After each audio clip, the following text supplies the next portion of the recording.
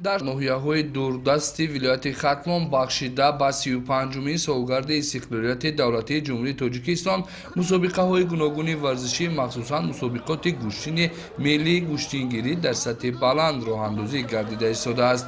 Ин навбат дар деҳаи хобкаки ҷамоати деҳоти тоҷдорони ноҳияи шаҳри Тус бо ибтикори соҳибкорони маҳаллӣ ва дастгирии мақомоти иҷроияи ҳокимияти давлатии ноҳия мусобиқаи гӯштини миллии гӯштингирӣ баргузор гардид, ки дар ин мусобиқа беҳтарин паҳлавонони ҷумҳурӣ ширкат варзида барои ба даст овардани тӯҳфаҳои пуливу молӣ ва шоҳҷоиза бо ҳам нерӯозмоӣ карданд.